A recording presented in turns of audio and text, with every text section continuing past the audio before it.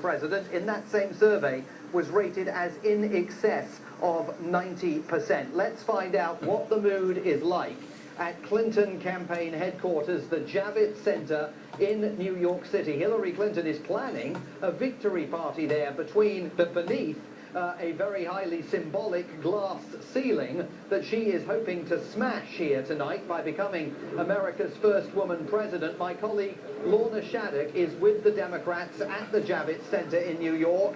And Lorna, they have got to be getting very, very nervous there.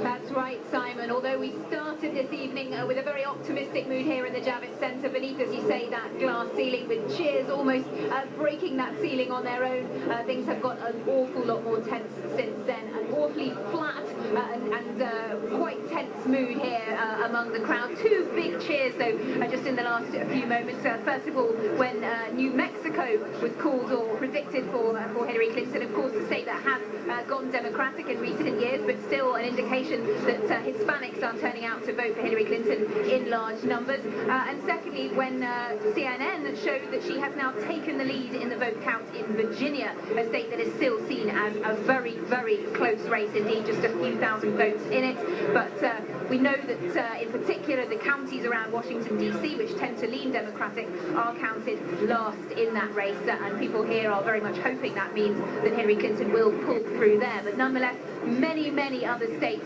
still too close to call, states that really Hillary Clinton should be winning and was predicted just before the poll, Americans went to the polls to be winning it, including, of course, that all-important state of Florida. Now, we know Hillary Clinton is watching the returns in a hotel in Manhattan, just a few blocks, in fact, from Trump Tower, where Donald Trump is also watching the returns. She will be heading here soon, though, well, whether she will be giving a concession speech or a victory speech really is up in the air right now.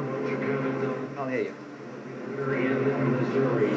Very much indeed for that. Let me ask you a question. I was talking to one Democrat a couple of hours ago, before this became the nail-biter that it's become, and he was suggesting that Hillary Clinton would be mistaken to view her election to the presidency as any kind of infused mandate by American voters. I mean, that has to be even more true now, doesn't it? They never thought that this was going to be this close. Hillary Clinton up against Donald Trump, and now battling it out for a handful of thousand votes in each of these battleground states.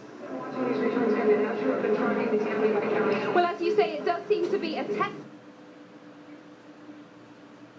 As Democrats are often quick to point out, did have very high approval ratings when she was Secretary of State and just afterwards. But since then, she really has been tainted by scandal, and indeed, if she does go on to lose tonight, I think her campaign may well want to blame the FBI, at least in part, for what happened, and that announcement, that bombshell announcement, just 11 days ago by James Comey, that they were looking into a new batch of emails, which certainly didn't help her in the trustworthiness stakes as Americans were going to the polls, and indeed going to the polls in early voting as well. But nonetheless, I think her campaign would counter by saying, actually, there hasn't been enough coverage of the many, many women in particular who have been hugely enthused by her candidacy. In fact, we've seen many women across the US going to vote in pantsuits, that is trouser suits, in homage to Hillary Clinton's favourite items of clothing. Many shedding tears as they cast a ballot for someone they hope to be America's first female president. But as you say, that is now looking very much in the balance, and not nearly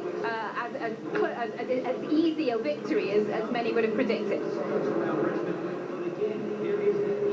Lorna, thanks very much. Interesting that you reference pantsuits. One of the voters turning up at the polls today in a white pantsuit, very much one of Hillary Clinton's hallmarks, was none other than Cindy McCain, the wife of former Republican presidential candidate Senator John McCain out there in Arizona. And many of us wondered, given that John McCain certainly isn't backing Donald Trump,